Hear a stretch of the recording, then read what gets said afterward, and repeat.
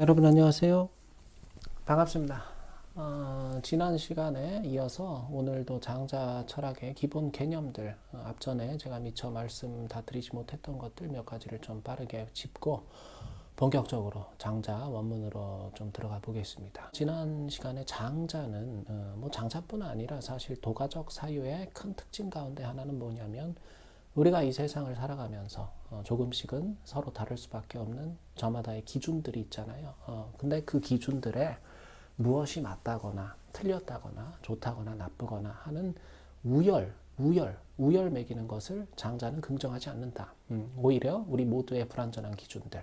세상에 완벽한 사람은 없지 않습니까? 당연히 기준이라는 건 사람에게 있는 거기 때문에 완벽한 기준도 있을 수 없다는 얘기고, 어차피 완벽할 수 없는 무언가에 우리가 끊임없이 옳고 그름, 좋고 나쁨 이런 가치 판단을 내리는 거, 그리고 그 기준들의 등급을 매기거나 그러는 거는 넌센스다 그거죠. 장자 철학에서는 자연스럽게 그 모든 도덕적인 우월주의들, 그것들이 거부되고 해체된다 그런 말씀을 드렸었는데, 우리가 동양식 사유의 큰 특징 가운데 하나는 뭐냐면, 뭐 동양 철학을 논어나 이런 것들도 이렇게 몇 번씩이나 읽어보시고 그런 분들도 계실 테지만, 늘 동양적인 사유는 뭐가 있냐면, 이건 내 육아뿐만이 아니라 뭐 도가도 그렇고 항상 뭐 제자백과 전체가 그렇습니다. 동양적인 사유라는 거는 늘 군자와 대인, 동양에서 군자하고 대인은 거의 같은 개념으로 일치하는 개념이라고 보는 게 좋겠죠. 그럴 적에 늘 군자나 대인이나 이런 것들의 안티테시스, 반대 개념으로 제시되는 게 뭐냐면 그게 소인이란 말이죠. 우리가 일상적으로 그런 말 하잖아요. 소인배다 할 적에 그 소인. 근데 우리가 좀 잊지 말아야 좋겠는 건 뭐냐면, 소인이라 그래서 어떤 사람에게 군자나 대인의 특성이 갖춰져 있지 못하다 그래서, 누군가 소인배의 행태를 보인다 그래서 결코 그것만 갖고 그 사람을 악인이라고 규정할 수는 없다 그런 이야기입니다. 군자는 이코르 대인이고 또 선인일 수는 있겠으나 이 등식은 성립을 한다 그거예요. 근데 그렇다고 해서 소인이 이코르 악인이 된다? 이거는 이렇게 보기에는 무리가 좀 있다는 거죠. 그럼 이 세상에 악인들이 너무 많아져요. 그거는 좀 우리가 유념을 해야 될 것 같고, 이게 어떤 사람이 꼭 소인배처럼 행실을 그렇게 한다 그래가지고 그게 곧 악인이다, 그런 사유로 발전을 하게 되면 그게 다른 무언가가 아니라 그걸 우리가 도덕적인 우월주의라 그러는 겁니다. 그래서 왜 그 논어에도 보면 안회랑 자로랑 공자랑 이렇게 세 분이서 나란히 앉아서 그 공자께서 안회랑 자로 이 두 애제자한테 물어보시잖아요. 너희들의 꿈을, 인생에서의 어떤 지향, 요새 말로 하면 뭐 버킷리스트라 그럴까요? 뭐 워너비 그런 걸 한번 말해보지 그러냐 하니까 자로가 먼저 그런단 말이에요. 제가 술이나 말이나 뭐 갑옷이나 이런 거를 사람들하고 친구들하고 함께 나눠 쓰다가 그게 좀 망가지고 뭐 그러더라도 유감이 없겠습니다 그러거든요, 자로가. 내 물건을 남들하고 나눠 쓰다가 혹시 그것들이 뭐 고장이 나거나 망가지거나 해서 못 쓰게 되더라도 마음에 부동요, 동요가 없겠다 하는 말이 물질적인 집착으로부터의 완전한 해방, 뭐 그런 걸 의미한다고 볼 수가 있겠죠. 자로의 버킷리스트는 물질적인 것들에 대한 집착으로부터의 완전한 해방이다 한다면, 이제 그 옆에 안회가 있다가 안회가 그런 말 하잖아요. 공자한테 선생님 저는요 하면서 뭐라 그러냐면 원무벌선 무시로다 이런 말 하잖아요. 원컨대 잘한 것을 자랑함이 없고 수고한 것을 과시함이 없고자 합니다. 이런 말을 한단 말이에요. 내가 잘하는 것들, 남들보다 뛰어나고 이런 것들을 자랑함이 없고, 잘한 일을 내가 뽐내거나 그런 게 없고,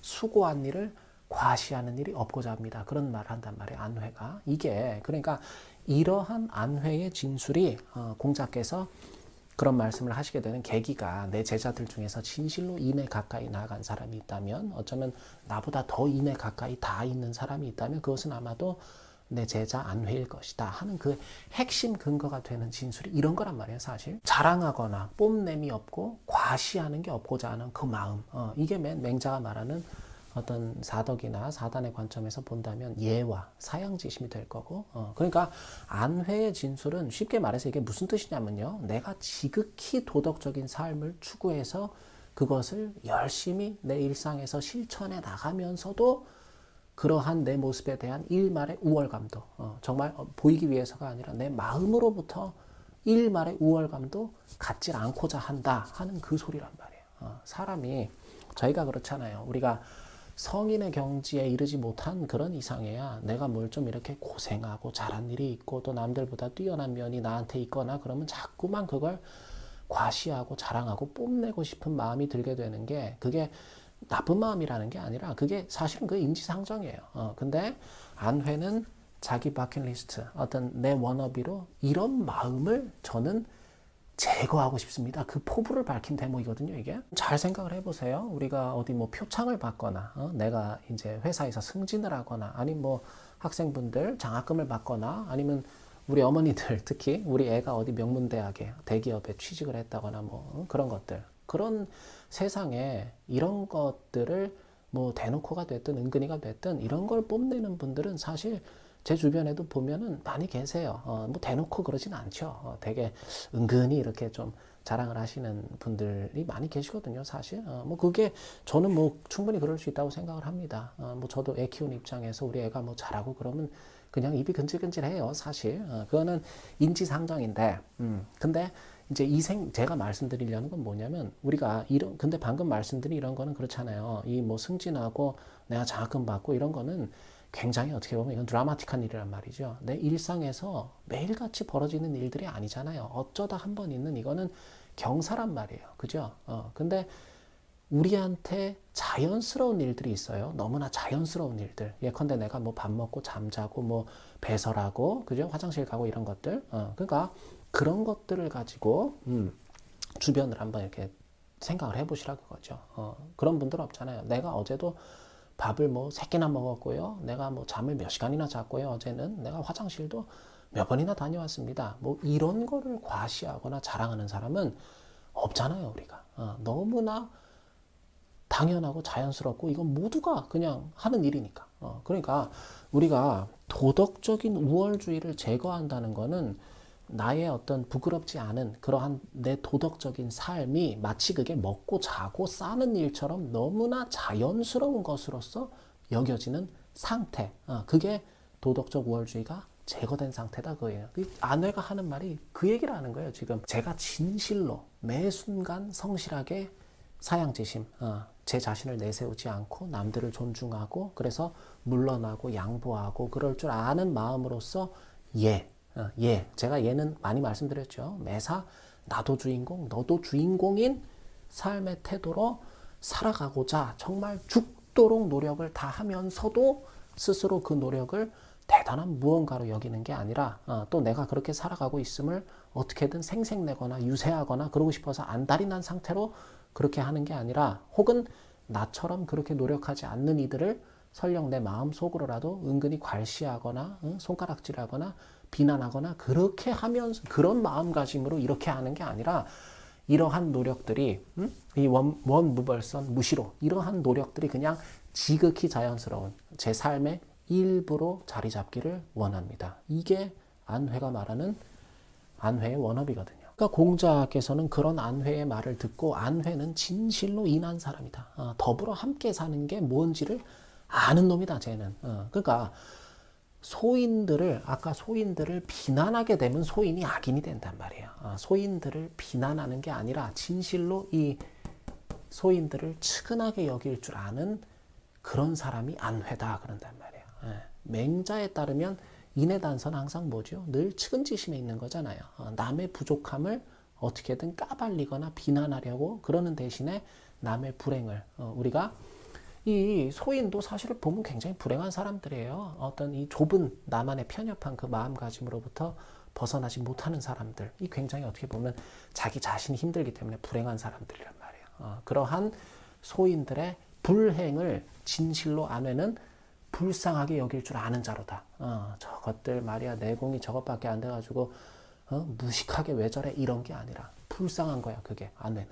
그리고 논어에도 보면은 그냥 첫 장을 딱 펴자마자 나오는 게 그거잖아요. 인부지불은 불여군자와 그죠? 남들이 알아주지 않더라도 분개하지 않고 남들이 알아준다고 해서 내가 하는 게 아니라 남들이 설령 아무도 뭐 알아주지 않더라도 내가 그거에 대해서 서운해하거나 노여워하지 않고 도덕적이고자 하는 스스로의 의지 그 자체를 사랑하여 추구할 따름이니 안회는 인하다. 공자 입에서 그 말씀이 저절로 나오는 거죠. 그러니까 도덕적인 우월주의가 사라진 상태라는 거는 내가 도덕적으로 살고자 노력하고 있다는 사실조차 망각한, 잊어버린 그 상태를, 그런 경지를 얘기하는 겁니다. 그러니까 장자에도 보면 성인은 스스로가 성인이라는 사실조차 알지 못한다, 그런 얘기가 나오는 거잖아요. 단순히 우리가 뽐내고 싶은 마음을 좀 참고 뭐 내가 과시하고 유세 부리고 생색내거나 이런 걸 좀 덜 하려고 노력하고 그런 차원의 문제가 아니라는 얘기죠. 의식적인 노력을 통해서 막 억지로 억제하고 뭐 이렇게 그런 차원의 문제가 아니라 지극히 도덕적이면서도 스스로 도덕적인 나를 의식조차 하지 못하고 있는, 못하게 되는 그런 경지. 그게 진정 도덕적 우월주의로부터의 해방된 사람의 경지다. 여러분들께서 그 의미를, 도덕적 우월주의라는 게 어떤 건지를 좀 알고 가셨으면 좋겠다 싶은 생각이 들어서. 왜냐하면 장자가 까고 싶은 게 이거기 때문에 그래요. 도덕적인 우월주의가 아주 꼴배기가 싫었던 사람이거든요, 장자는. 사실 뭐 꼭 도덕적인 우월주의뿐만이 아니라 세상에 우월주의를 좋아하는 사람은 사실 아무도 없잖아요. 그렇죠? 그 우월주의에 빠져 있는 사람 말고는 누구도 우월주의를 좋아하지 않아요. 우월이라는 거는 늘 열등을 전제로 하는 것이고, 때문에 그 자체로 우월이라는 개념 자체가 사실 차별적인 개념이란 말이에요. 근데 이 세상에 차별을 좋아하는 사람은 없잖아요. 장자가 유학자들을 까들어가는 것도 이런 논리란 말이에요. 사실 당신들이 스스로의 본성을 좇아서 인격자가 되고자 노력하는 거라면 그것은 다만 당신들이 당신들의 본성을 즐기고 있는 것 뿐이기 때문에 그거는 생색낼 것도 아니고 유세할 일도 아니다, 그거죠. 유학자들이 늘 세상을 뭐 바꾸겠다고 도덕적이지 못한 이 세상을 내가 변혁하겠다고 유세하고 다니는 거, 그게 유학자들의 일이란 말이에요. 그죠? 사실 뭐 공자나 맹자나 이런 분들께서도 꼭 그러한 마음을 갖고 한 건 아니지만은 유세라는 것 자체가 내가 이러한 사상을 가지고 있으니 이 세상을 나의 사상대로 변혁시키고자 하는데 거기 힘을 좀 보태달라고 여기저기 이 나라 저 나라 다니면서 제후국들의 그 당시에 유세를 한다는 게 그런 개념이란 말이에요. 그러니까 그게 장자는 그런 게 무슨 의미가 있냐 그거죠. 유세를 한다는 것 자체가 이미 충분히 도덕적이지 못하다, 그거예요. 유세하는 사람 자체가. 이 우리라고 하는 그 어떤 유학자들의 바운다리가 있을 거잖아요. 그 안에서 우리라고 하는 우리 인격의 우월성을 내세워서 우리가 아닌 타자들을 계몽하겠다고 나서는 그 행태 자체가 장자 입장에서는 어떻게 되는 거죠? 우리가 이만큼 죽도록 지금 이 세상을 위해서 노력하고 있음을 유세한다는 것 자체가, 티를 낸다는 것 자체가 장자 입장에서는 여전히 충분히 도덕적이지 못하다는, 그게 반증이다 그거죠. 스스로의 도덕성을 내세우는 것 자체가 이미 멀었다 그거죠, 장자 입장에서는. 이게 약간 제가 유치한 얘기일 수는 있지만 쓰레기를, 우리가 길에 떨어진 어떤 쓰레기 같은 거, 그런 거 눈에 띄었을 때 마치 그걸 내가 숨 쉬고 밥 먹듯이 그걸 자연스럽게 그냥 줍는 사람하고 이거를 또 쓰레기가 누가 이렇게 길에다가 함부로 내버렸지? 이래서는 안 되는데 사람들이 왜 이렇게 생각 없는 행동을 하지? 그 소인배처럼 왜 이러지? 왜 환경을 고려하지 않지? 왜 남들을 배려하지 않지? 에휴, 내가 더 나은 사람이니까 내가 주어야지 어쩌겠어 하는 요 두 케이스, 방금 말씀드린 여기서 훨씬 도덕성이 더 개발된 사람은 누구냐면 전자다 하는 그 이야기입니다. 그냥 내가 밥 먹고 숨 쉬듯이 쓰레기네 하고 그냥 죽는 사람, 이게 훨씬 도덕성이 발달한 사람이다 그 얘기예요. 사람들이 왜 이러지? 하는 어떤 일종의 비난의 마음, 그러니까 더 도덕적인 내가 이 일을 감당해야지 하는 그 마음, 그 자체가 이미 도덕적인 우월주의다 그 얘기입니다. 성인은 이런 생각조차 없이 인을 향해서 또 선을 향해서 매진할 따름이다. 아무리 대단한 뭘 하든 간에 티를 내질 않는다 그거죠. 그리고 내가 마음 속으로라도 혹시 생색을 내고 있다면 그것이 그 자체로 이미 일종의 우월주의이기 때문에, 그러니까 노자나 장자는 항상 이렇게 가는 거거든요. 노자도 늘 하는 얘기가 그거잖아요. 정말 훌륭한 리더는 아랫사람들이, 어떤 팔로워들이 리더가 있다는 사실조차도 잊어버리게 만드는, 그게 정말 최상의 리더다 그거죠. 그러니까 우리가 도덕경에 보면 뭐 공성이 불거니, 공성이 불거, 공을 이뤘지만 거하지는 않는다 하는 것들, 내가 세운 공에 집착하지 않는다 그 얘기입니다.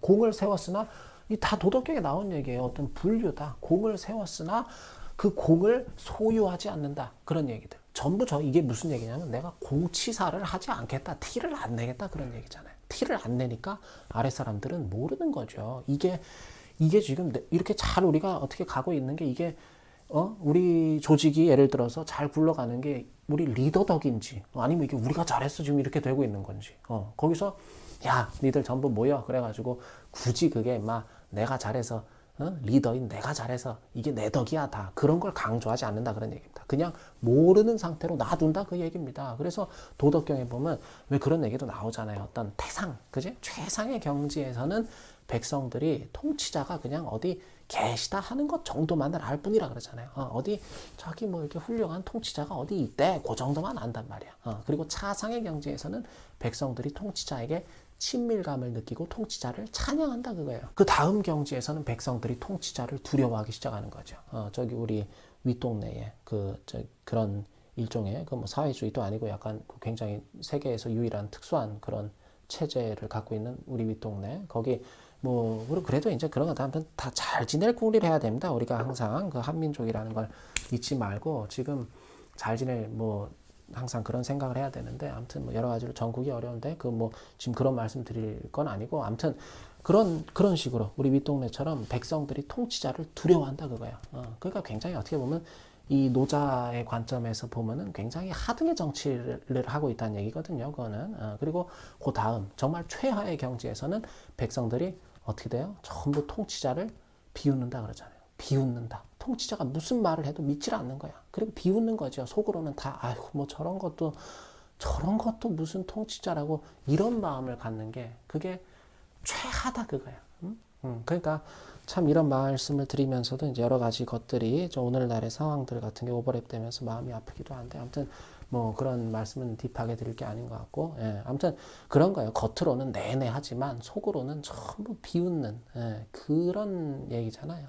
그러면서 뭐 또 공성사축이다 이런 말도 나옵니다. 이제 다 도덕경에 나오는 얘기들이란 말이죠. 공성사축이다 이런 말도 나오잖아요. 어떤 리더가 공을 세워서 모든 일이 다 잘 마무리되더라도 그 아래 백성들은 어떻게 자연 그런다 그러잖아요. 자연 우리는 원래 이랬다 그렇게 백성들이 생각을 한다 그 말이에요. 뭐가 일이 잘 되든 잘 되고 막 번창을 하고 그래도 그 아랫 사람들이 전부 우리는 원래 이랬어 이 말이 나오게끔 해주는 그렇게 느끼게끔 해주는 리더야말로 그게 최상의 리더다 그런 얘기입니다. 노자의 관점에서 그죠? 근데 요새는 하도 뭐 그죠? 자기 PR이 어떻고 내가 나를 드러내지 않으면 아무도 알아주지 않는다 뭐 그런 식의 사고가 굉장히 팽배한 것 같아 보이지만 사람들은 그래요. 다 보지 않는 것 같으면서도 사람들이 다 밤낮으로 지켜보고 있고 듣지 않는 것 같으면서도 한순간도 빠짐없이 귀를 기울이고 있다. 그죠? 진리라는 건 그렇잖아요. 늘 심플하고도 쉽게 변하지 않는 게 진리잖아요. 설령 사람들이 못 보고 못 듣는다고 해도 뭐가 있어요. 또 늘 우리 동양에도 늘 하느님이 계시는 겁니다. 우리 동양에서도 늘 하늘이 보고 또 듣고 계시단 말이에요. 계속 티내고 뭐 생색내고 유세하고 또 뽐내거나 과시하거나 그런 사람처럼 사실 시간이 지날수록 매력이 떨어지는 사람도 드물지 않습니까? 특히 온갖 그 SNS라는 건 대표적인 그게 가상현실이잖아요. 그런 또 다른 여러 플랫폼들을 통해서 지속적으로 남들하고 또 세상에 유세하지 않으면 나는 잊혀지거나 남들한테 뒤떨어지거나 부족한 사람으로 전락하고 말 것이다 하는 두려움에 사로잡히기 쉬운 오늘날의 환경을 살아가고 있는 건 맞지만 이러한 현실 속에서 장자는 뭘 얘기하냐면 장자가 말하는 게 망을 얘기하는 거라면 장자가 잊어버림의 미학 혹은 잊혀짐의 아름다움을 장자는 역설한단 말이에요. 이 망 개념도 이것도 나중에 저희가 이제 끝에서부터 저희는 반대로 읽어 나갈 거기 때문에 저희가 이제 그 4편, 외편, 자편 중에 4편까지 가면 이 어떤 좌망이라는 요 개념을 갖고 좀 더 이 망 개념을 구체적으로 만나게 될 때가 올 텐데 나중에는 이 망 개념이 어떤 뭐 생색내고 싶은 마음이나 이런 것들까지를 다 초월해서 그냥 앉은 자리에서 나 자신을 까맣게 잊어버렸다 하는 이 좌망으로까지 이제 확장이 된단 말이에요. 장자 철학에서는. 이 망개념은 장자에만 있는 개념은 아니에요, 사실. 동양적인 굉장히 여러 사상들을 섭렵하는 그런 개념인데 이제 장자의 어떤 좌망으로까지 확장이 된다고 얘기죠. 이 망개념 역시 장자 철학에서 상당히 핵심적인 그런 개념 가운데 하나이기 때문에 이 말씀을 좀 드리고 싶어서 제가 도덕적인 우월주의에서부터 뭐 또 내 공을 잇는 거 뭐 노자까지 끌어들이면서 좀 넓게 예시를 들어드렸던 거고요. 또 장자 철학에서 상당히 주요한 개념으로는 이제 제 삶을 정말 제가 대학원에서 여러 가지 삶의 애환들을 극복해 가면서 공부하던 20대 후반 그럴 때 그 시절에 제 삶을 송두리째 변화시켜준 어떤 안명. 이거 정말 중요한 개념입니다. 저는 장자 철학을 한마디로 표현하라 그러면 늘 재물 아니면 안명을 꼽거든요. 혹시 좀 더 철학에 저희 채널 구독자 시청자분들께서 혹시 난 좀 철학을 좀 더 깊게 이렇게 좀 보고 싶다 그런 분들이 계시면 제가 재물하고 안명을 테마로 낸 논문들이 있기 때문에 그 뭐 리스나 이런 데 아마 검색을 해보시면 무료로 보실 수 있는지는 모르겠네요. 혹시 학생분들이나 이렇게 공부하시는 분들은 통합 로그인 아이디가 있거나 그러면 아무튼 무료로 보실 수 있는 분들에 한해서 그거를 가볍게 읽어보시는 것도 이제 추천을 드리겠습니다. 이제 제 이름이 좀 특이하잖아요. 제갈씨니까. 그러니까 제갈건이라고 치면은 제가 낸 논문들이 다 이렇게 검색을 해보실 수 있으니까 그 중에서 재물과 안명 이렇게 간략하게 써놓은 에세이도 있고 그러니까 그런 걸 한번 살펴보시는 것도 좀 추천을 드리겠습니다. 그러니까 동양 철학에서 이 명이라는 개념은요, 이거는 제가 편의상 이제 여러분들 이해를 돕기 위해서 뭐 숙명은 우리가 뒤에서 날아오는 돌이고 운명은 앞에서 날아오는 돌이다. 이제 그런 비유도 드린 적도 있고 한데 사실 이 명이라는 개념은 상당히 이게 그냥 이 자체로 고유한 그런 개념입니다. 이 장자 철학에서뿐만이 아니라 공자도 명을 사용하고 뭐 맹자 노자 할 거 없이 이 명이라는 것 자체가 동양 철학의 하나의 고유 명사이기 때문에 앞으로 특히 이제 장자 철학에서 이 명이 갖는 의미는 크죠. 그러니까 앞으로 이 장자 강의를 여러분들이 계속 저와 함께 하시기 위해서는 제가 그냥 명이다 하면은 여러분들 머릿속에 떠오르시는 명에 대한 어떤 그 개념이 딱 있으셨으면 좋겠어요. 어떤 관념이나 이런 게 아니라 그냥 뭐 운명, 숙명 뭐 이렇게 애둘러서 이해를 하시는 게 아니라 명이다 하면 딱 개념이 잡혀 계셨으면 좋겠다 그거죠. 그러면 훨씬 이제 강의를 깊게 여러분들이 이해하실 수가 있을 겁니다. 그러니까 이 장자 철학에서 굳이 이제 뭐 말로 표현하긴 또 상당히 이게 너무 좀 난해하고 큰 개념이긴 한데 굳이 말로 표현을 하자면 장자 철학에서 말하는 명이라는 거는 운명보다는 숙명에 가깝다고 저는 그렇게 생각을 합니다. destiny보다는 fate에 가깝다 그거죠. 물론 제가 그 몇몇 논문에서는 너무 이제 장자가 운명론적으로만 흘러가다 보면은 그게 일명 패배주의처럼 비춰질 수가 있단 말이에요. 그럼 그렇잖아요. 매사 운명대로 그냥 흘러간다 그러면 인간의 어떤 노력이나 의지나 이런 것들이 또 너무 상대적으로 이렇게 형편없는 걸로 여겨질 수 있기 때문에 장자 철학이 이제 그런 공격을 받는 것들이 좀 속상해서 그래서 그 부분이 좀 안타깝기도 하고 그래서 약간은 제가 억지스럽게 이건 다른 학자들이 쓰는 개념은 아니고 이제 제가 거의 유일하게 저만 쓰는 개념인데 안명을 다시 능동적 안명과 수동적 안명으로 구분을 해놓은 적도 있고 그래요. 그렇긴 한데 어쨌든 장자 철학에서 말하는 이 명이라는 거는 제 관점에서는 사실 그냥 숙명에 가깝습니다. 숙명에. 숙명은 우리가 뭘 숙명이라 그러죠? 명개념을 잡고 가시라 그거예요. 내 노력이나 의지만으로는 도저히 어떻게 해볼 수가 없는 일들이 그런 게 우리가 일상을 살아가다 보면 분명히 있잖아요. 사실 어떻게 보면은 정확하게 퍼센트지로 얘기하기는 좀 어렵지만 저는 한 7, 80% 이상은 다 그런 일들이라고 보거든요. 내 노력이나 의지만으로 안 되는 일들이 압도적으로 많아요. 우리 삶에는.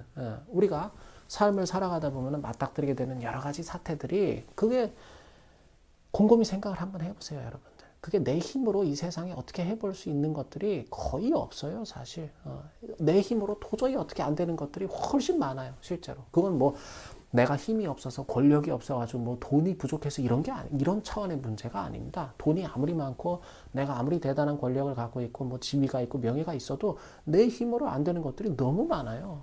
그래서 장자는 이 명을 뭐라고 표현을 하냐면 불가내하다. 이제 그런 불가내하다 이런 표현을 씁니다. 어찌 해볼 수가 없습니다. 불가합니다. 어찌 해볼 수 없음. 이게 맨 어떤 우리가 일상에 쓰는 말로 이제 막무가내 이런 얘기 하잖아요.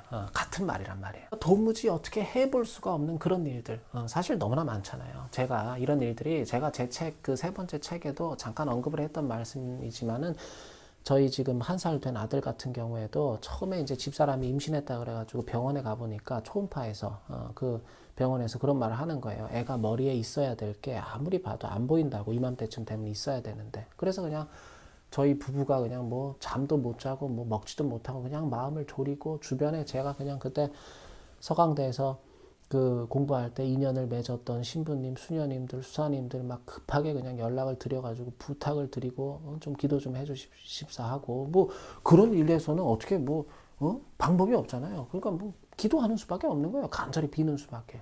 그 뭐 그래서 다들 이렇게 좀 기도로 힘을 보태주시고 도와주시고 그랬던 나날들이 지금 돌이켜보면은 그냥 감사한 추억이고 하나의 해프닝이 됐지만, 그때는 정말 뭐 그거는 말 그대로 불가능하고 도무지 어찌 해볼 수가 없는 그런 사태로 저희 부부한테는 다가왔던 뭔가란 말이죠. 애 머리에 뭐가 안 보인다 그랬던 게. 뱃속에 들어서 있는 애를 그걸 뭐 끄집어내서 억지로 머리에 뭘 심어줄 수도 없는 거고, 언젠가 생기겠지 하고 마냥 기다리자니 그것도 하루하루가 그냥 죽을 맛이고, 또 그런 것들이 도저히 뭐 어떻게 해볼 수가 없고 그런 일들, 이런 걸 장자가 뭐라 그러냐면 명적 사태다 그런단 말이에요. 명적 사태. 장자가 그래서 대표적인 명적 사태로 제시하는 게, 장자는 어떤 용과 무용의 문제, 세상에 쓰임을 받거나 혹은 쓰임받지 못하는 문제. 세상에 여러분들 생각을 해보세요. 세상에 내가 어떠한 쓰임을 받게 되기까지도 그게 온전히 내 노력만 갖고 되는 일이라고 보기는 사실 어려워요. 그게, 그죠? 시험 치르고 면접 보고, 그죠? 그런 것들 생각하면 잘 해보세요. 시험에 내가 아는 문제가 나오냐? 그런 것부터 시작해서 면접관이 나를 어떻게 보느냐? 그죠? 아니 붙이고 떨어뜨리고 면접관 마음 아니에요. 근데 면접관한테 첫인상이 내가 아무리 가꾸고 갔지만 첫인상이 내가 안 좋게 비춰질 수도 있는 거고, 그죠? 승진해서 그 심사를 누가 보느냐? 나랑 친한 임원이 보느냐? 뭐 고향 선배, 뭐 학교 선배가 보느냐? 이런 것들이 전부 내 노력하고는 그건 사실 무관한 것들이란 말이에요. 내 의지로 어떻게 해볼 수도 없는 것들이고, 뭐 로비를 한다? 내가 가서 뭐 싸들고 가가지고 뭐 뇌물을 주고 뭐 그런다? 그렇게 해서 해결될 일도 사실 아니란 말이에요. 이게 누가 될 줄 알고, 그걸 누가 될 줄 알고 그래요. 또 장자가 말하는 대표적인 명적 사태로는 신전과 신부전의 문제가 있습니다. 신전과 신부전의 문제가 있어요. 이거는 사람의 신이, 그죠? 동양에서 몸은 곧 마음이기 때문에, 몸은 곧 마음이기 때문에 사람의 몸과 마음이 온전한가 온전하지 못한가 하는 문제가 있단 말이에요. 저희 아이가 엄마 뱃속에서 겪었던 사태가 이 두 번째에 해당하는 어떤 명적 사태라고 봐야 좋겠죠. 머리에 뭐가 안 보이는, 또 여러 가지 또 선천적인 그런 신부전도 있고, 또 후천적으로 겪게 되는 신부전의 문제도 있단 말이에요. 특히 장자 당시에는 그래요. 우리가 형벌을 받으면 요새처럼 뭐 그때만 해도 고대니까 좀 이렇게 잔인하잖아요. 되게 육형이란 말이에요. 형별이 신체를 어떤 절단하고 이런 것들, 무기, 비궁, 뭐 대벽, 보통 뭐 그런 얘기 하잖아요. 5형이라고 그러고 6형이라고 그러고, 막 먹으로 그냥 이마에 주홍 글씨를 새긴다든지, 코를 베버린다든지, 발 뒤꿈치를 벤다든지, 그럼 다리를 절게 된단 말이에요, 사람이. 그리고 그 유명한 그 사마천이가 당했던 것처럼 생식기에 손상을 입히고 그런 어떤 궁형, 그리고 대벽은 대개 참수 아니면 교수형을 합쳐가지고 대개 대벽이라 그럽니다. 그냥 죽여버리는 거예요, 대벽은. 그 외에도 예전에 이제 뭐 물론 지금처럼 뇌과학이 발달하고 그러지는 않았지만, 옛날에 사실 동양에서는 뇌과학이라는 게 곧 없었다기보다는 심학이란 말이에요. 뇌라는 거를 우리 동양에서는 마음으로 본단 말이에요. 그죠? 현대 뇌과학이라는 거는 동양에서 오장육부랑 마음의 기능으로 치부해왔던 것들을 전부 서구인들이 뇌로 올린 거에 불과한 거란 말이에요. 그게 같은 생각을 해보세요. 같은 뇌사 판정을 받아도 동양인들이 그 존재를 바라보는 시각과 서구인들이 뇌사자를 바라보는 관점은 좀 다르단 말이에요. 그죠? 동양인들은 마음이 살아있으면 죽지 않았다고 본단 말이에요. 오장육부가 기능을 하고 있으면. 근데 서구인들은 예를 들어서 뇌사했다. 그럼 그 사람 완전히 끝난 것처럼 이렇게 치부하려는 약간의 그런 해석상의 차이가 있다 그거죠. 아무튼 지금 이런 얘기까지 제가 깊게 드리긴 좀 무리가 있고, 아무튼 타고난 몸과 정신이 신전, 온전한가 부전, 그렇지 못한가 하는 문제.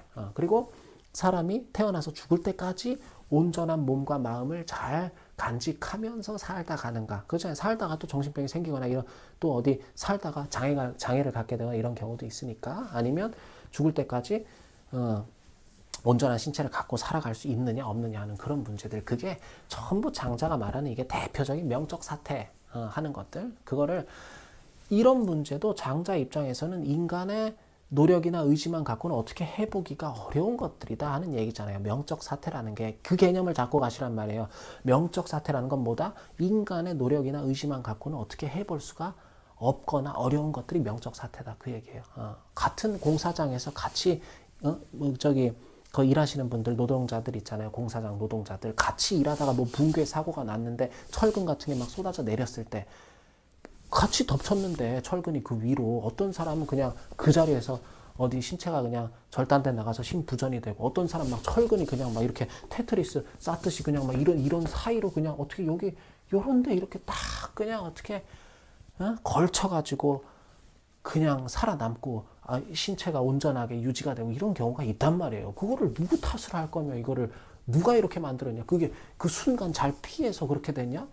이게 인간의 노력이랑 의지랑은 무관한 것들이란 말이에요. 이런 것들이. 우리 현대의학에서도 아무리 지금 요새 의학이 잘 발달했다 그러지만 의사나 환자 본인의 노력이나 의지만 갖고 우리가 조현병이라든지 그 옛날 정신분열증 같다 요새 조현병이라고 한단 말이에요. 그리고 어떤 사이코패스나 소시오패식한 성향들 이런 것들이 어떻게 이게 잘 안 되잖아요. 그게 노력이나 의지만 갖고 잘 안 되잖아요.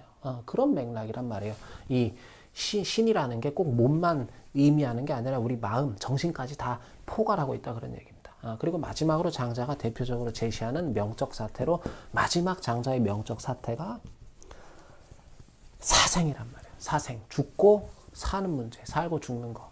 이거야말로 내 노력과 의지만으로 죽고 사는 걸 어떻게 해볼 수가 없는 건 너무나 당연한 거잖아요. 그게 아무리 돈이 많아서 내가 어디 병원에 가서 의학적인 치료를 받고 한다고 뭐 그렇게 해도 그걸로 다 되는 게 아니잖아요. 한번 생각을 해보세요. 내 노력과 의지를 막 동원해서 내가 매일 아침 새벽같이 일어나서 막 조깅하고 또 소식하고 채식하고 그러더라도 그렇게 어떻게든 내가 1초라도 수명을 연장해 보려고 그렇게 하다가, 근데 생각을 해보세요. 오늘도 그렇게 잘 살아보려고 조깅하러 나갔다가 갑자기 이게 뭐 좀 끔찍하고 그런 일이 절대 생겨서는 생기지만 않으면 좋을 그런 가정이지만 갑자기 조깅하러 나갔다가 차에 치여가지고 어떻게 될 수도 있는 거예요. 누구도 예외가 될 수 없어요. 저도 마찬가지. 제가 이거 강의 끝나고 나가다가 차에 치여 죽을 수도 있는 거잖아요. 누가 운전 뭐 급발진 같은 거 요새 그런 사고도 있고 한데, 그러니까 사람이 그렇잖아. 같은 차를 타고 가다가 사고가 났어도 누구는 죽고 누구는 정말 아까 이런 비유처럼 누구는 죽고 누구는 정말 구사일생으로 사는 경우도 있는 거고, 그거를 우리가 어떻게 인간의 노력과 의지로만 어떻게 되는 일이라고 규명을 할 수 있겠냐? 그 이야기를 하는 겁니다. 장자는. 아무튼 장자는 대표적인 게 이게 장자가 제시한 대표적인 것들이고, 이 말고도 명적 사태라는 건 이 세상에 너무나도 많아요. 제가 볼 때는 아까도 말씀드렸지만 70% 80% 이상이 다 명적 사태라고 봅니다. 저는. 장자는 아무튼 이러한 명적 사태들, 어떤 용, 무용, 또 신전, 신부전, 그리고 사생 이런 대표적인 명적 사태들에 주목을 하면서, 이러한 명적인 사태들은 인간이 우리의 노력이나 의지로만 극복해 나가야 될 무언가가 아니라, 이게 핵심이거든. 명적 사태를 받아들이는 인간의 마음 자세가 핵심이란 말이에요. 이런 명적 사태들은 우리가 막 어떻게 막 해결하고 극복해야 될 문제가 아니라, 그게 아니라 그저 최대한 편안하게 받아들이고자 노력해야 될 무언가일 뿐이다. 받아들일 수 있는, 내가 수용할 수 있는 힘이야말로. 그래서 뭐 그런 거 있잖아요. 그 무슨 5단계도 있잖아요. 그 누구 5단계 아무튼 그 무슨 처음에 우리가 뭐 부정, 분노, 뭐 타협, 우울, 수용 뭐 이런 거 있잖아요. 그 마지막에 나오는 게 수용이잖아요. 같은 맥락이란 말이에요. 수용할 수 있는 힘, 내가 받아들일 수 있는 힘이야말로 부정하고 막 우울해하고 분노하고 막 어떻게 타협하려고 그러고 그런 모든 힘들을 합친 것보다도 받아들이는 힘이 훨씬 위대한 것일 수 있다. 그러면서 장자가 말하는 게 안명지 덕을 얘기하는 겁니다. 안명지덕. 명을 편안하게 받아들일 수 있는 그러한 덕이라는 건 서양에서 말하는 어떤 벌추란 말이에요. 힘, 능력, 명을 편안하게, 명적인 사태들을 최대한 내가 편안하게 수용할 수 있는 힘, 능력. 그게 장자가 말하는 안명의 힘이란 말이에요. 그게 아주 장자 철학의 저는 핵심 중에 핵심이고 큰 특징 중에 하나라고 생각을 합니다. 그리고 마지막으로 이제 여러분들께서 정말 마지막이에요. 마지막으로 잊지 않으셨으면 좋겠는 거 장자 철학을 하시면서 장자 철학에서 물이라는 개념은요. 물이라는 개념이 있단 말이에요. 우리가 이 물건 물자로 많이 쓰는데 장자 특히 다른 데서도 마찬가지지만 다른 동양 철학적인 에서도 마찬가지지만은 철학에서 항상 물이라는 건 이게 물건이 아니에요. 근데 특히 장자 철학에서 이 물이라고 하는 거는 이 개념은 이거는 항상 어떠한 이 seeing이 아니라 이거는 이벤트를 의미하는 겁니다. 이벤트, 어떠한 사태나 사건을 말하는 겁니다. 물이라는 거는. 제가 말씀드린 아까 그 명적 사태라는 것도 그 사태라는 게 결국 명적 사태 이코르 명적 이벤트가 명적 사태잖아요. 왜 장자는 물 그 자체보다 사태에 항상 주목을 하냐면 여러분들께서 곰곰이 한번 생각을 해보세요. 우리가 돈을 한번 예시로 들어보겠습니다. 우리가 다 돈에 관심이 많은데 돈이 그 자체로 여러분들을 괴롭히는 경우가 있습니까? 내가 지갑이나 저금통에 아니면 은행에다 예금해 놓은 그런 돈이 막 쥐가 튀어나와가지고 나를 막 때리고 저금통에 있던 동전이 갑자기 솟구쳐가지고 내 눈을 막 때리고 그래서 눈에 멍이 들고 그런 일이 있느냐 그 말이에요. 그런 일은 없잖아요. 진짜 괴로운 거는 늘 뭐가 괴로운 겁니까? 우리가 돈 때문에 괴로운 이유가 뭐죠?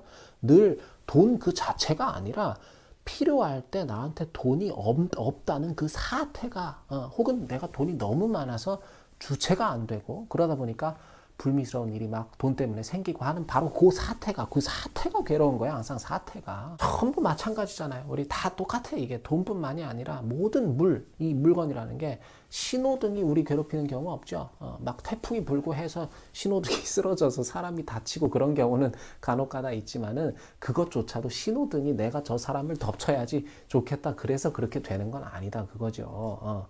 늘 뭐가 문제야. 내가 지금 늦어서 막 지각해서 바쁜데 신호등이 빨리 바뀌지 않고 있는 바로 그 사태가 엘리베이터가 빨리 오고 있지 않은 그 사태가 항상 사태가 괴로운 거지 물 자체는 늘 seeing이라는 건 이건 중립적인 개념이다 그거예요. 돈이고 뭐고 물건이 사람을 괴롭히는 경우는 없다 그거죠. 그래서 장자 철학에서 물은 대체로 이거는 늘 사태 내지는 사건으로 번역을 하게 되면은 장자를 여러분들께서 혹시 원문으로 읽으실 분들이 계시면은 장자 원문을 읽는데 사실 큰 무리가 없습니다. 세상 만물이 뭐 어떻다 이렇게 갈 게 아니라 항상 사태로 세상의 모든 사태로 만물이다 그러면 세상 모든 사태지 그게 세상의 모든 물건을 얘기한다 그렇게 가면은 번역이 안 되는 것들이 많을 거예요. 그러니까 항상 어떤 장자 철학에서 명적인 물이다 하면은 명적인 사태다. 그렇게 보면은 심플하다. 그런 얘기고요. 제가 지난 시간에 미리 좀 말씀을 드렸던 재물 같은 경우에도 그게 어떻게 되죠? 세상 만물을 하나로 뭉뚱그린다는 게 세상의 모든 사태를 하나로 뭉뚱그린다 하는 그 뜻이 되겠죠. 세상을 살아가면서 시시각각으로 내게 닥쳐오는 일련의 어떤 사태들을 어떻게 뭉뚱그린다? 그러한 사태들에 대해서 나만의 불완전한 기준으로 뭐 맞다느니 틀리다느니 좋다느니 나쁘다느니 이런 12호의 판단을 내리지 않는 거 그게 재물이란 말이에요. 재물. 우리가 인생은 사태들의 연속이에요. 근데 그걸 가지고 아이고 오늘은 또 이런 사건이 발생했네. 왜 이렇게 피곤하게 이런 거지 같은 사건이 생겼을까? 계속 이런 거 또 오늘은 또 이렇게 좋은 일이 생기네. 또 그런 어떤 뭐가 좋은 일이고 나쁜 일이고 이거는 틀려먹은 일이야. 이건 잘된 일이야. 뭐 계속 이런 거를 순간순간 밀려오는 사태들의 그런 가치 판단을 내리고 있으면 사람이 피곤해진다 그 얘기입니다. 안 그래도 피곤한 인생이 더 피곤해진다 그 얘기예요. 그러니까 그러한 어떤 사태들을 좋고 나쁘고 옳고 그르고 이런 것들의 기준을 싹 빼서 평등하게 만들라 그 얘기죠. 그러면 당신의 마음에는 평화가 찾아올 것이다 그 얘기를 하는 거거든요. 장자가. 그러니까 재물적인 관점을 아까 재물이라는 거는 세상 모든 사태를 내 기준을 빼고 하나로 내가 그냥 받아들여야 될 무언가로 뭉뚱그리게 되는 그 순간 그러한 재물적 관점을 가지게 되는 것만으로도 내 마음에는 무한한 어떤 inner peace가, 무한한 내적 평화가 찾아들게 될 수 있다 하는 그런 이야기거든요. 사람들은 끊임없이 이거는 뭐 옳은 일, 그른 일, 뭐 저거는 나쁜 일, 좋은 일, 뭐 계속해서 구분을 해가면서 결국 그게 내 내면의 평화를 해치는 주범이란 말이에요. 사실 그런 것들이. 사실 막상 보면 어떻습니까? 내가 틀림없이 옳은 일이라고 생각했던 무언가가 좀 시간이 지나서 보면 무지하게 그게 잘못된 판단이었음이 증명될 때도 있잖아요. 그것도 지금은 나한테 무지 좋은 일처럼 여겨지는 것들이 나중에 보면 돌이켜보면 엄청난 그게 악재였던 것으로 판명이 나기도 하고, 그러니까 장자는 아예 당신의 삶에서 찾아오는 각양각색의 사태들에 대해서 어떤 에포케 판단 중지, 판단을 중지하라.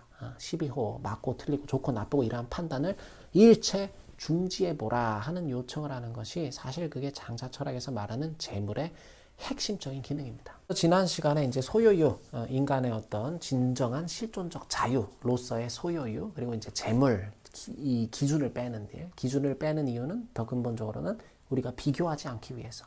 그래서 기준을 빼는 거잖아요. 사람들은 늘 남하고 나를 서로가 서로를 비교하느라 지치는 경우가 많잖아요. 근데 그 비교를 하는 이유가 뭐냐면 기준 때문에 비교를 하게 된다 그거죠.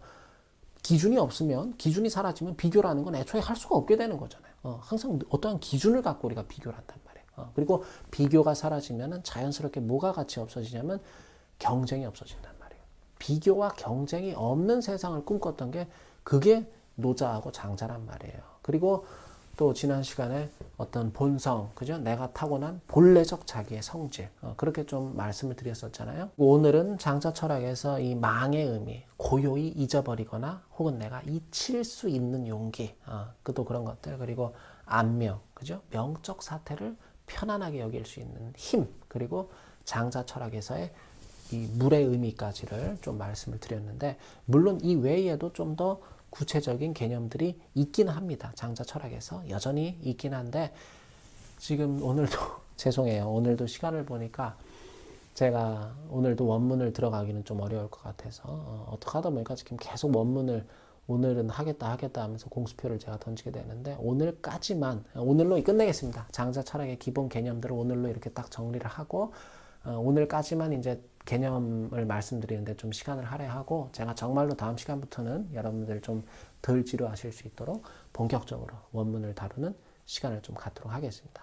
초반에 개념 설명에 너무 많은 시간을 쏟는 바람에 이제 여러분들 벌써 지치신 건 아닌가 하는 좀 걱정이 되기도 하고 좀 송구스럽기도 하고 그렇네요. 앞으로 장자를 이렇게 함께 공부해 나가면서 지난주와 오늘에 걸쳐서 제가 말씀드렸던 그 6가지 기본 개념들, 핵심 개념들, 정말 소유유, 재물, 본성, 그리고 망, 안명, 물, 특히 그 중에서도 정말 이 하나만큼은 잊지 않고 따라와 주셨으면 좋겠는 거는 이 물, 장자 철학에서 물이라는 거는 항상 이거는 사태다. 어떤 사건을 얘기하는 거다. 그리고 이 명이라는 거. 아까 인간의 노력과 의지만 갖고는 도저히 어떻게 해볼 수가 없는 그러한 뭔가, 그런 사태들, 명적 사태. 이 2개만이라도 꼭 잊어버리지 마시고 기억을 해주셨으면 좋겠고요. 앞으로 원문에서 어떤 대목이 나오면 이 이야기를 통해서 장자가 하고픈 얘기가 뭐 안명의 힘이 중요하다는 거겠구나. 뭐 그런 식으로 이제 특히나 장자 같은 경우에는 책 전체가 이건 하나의 어떤 우원이란 말이에요.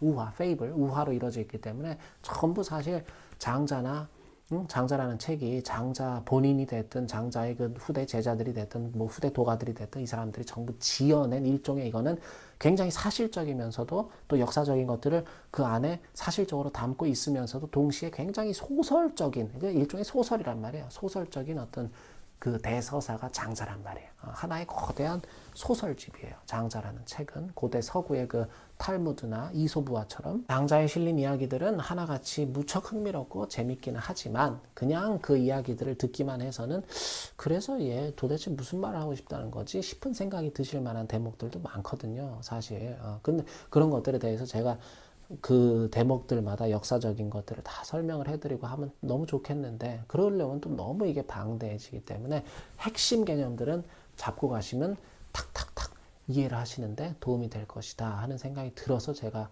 무려 2강에 걸쳐서 이렇게 좀 개념 정리를 해드린 거고 그래서 뭐 저도 알죠. 사실 저도 공부를 해보면 항상 이 개념들 방법들에 대한 설명 이런 건 좀 특히 초반에 이런 게 나오면 굉장히 지루한데 제가 건너뛸 수가 없었던 이유를 좀 다시 한번 말씀드리고 양해를 드리면서 다음 주에는 정말 장자 원문으로 여러분들을 좀 찾아뵙겠다 그렇게 약속을 드리겠습니다. 날씨가 점점 추워지는 것 같아요. 이제 진짜 겨울이 된 것 같은데 여러분들 몸도 마음도 잘 챙기시고 건강하시길 바라겠습니다. 네, 오늘도 제 강의를 들어주셔서 진심으로 감사드립니다.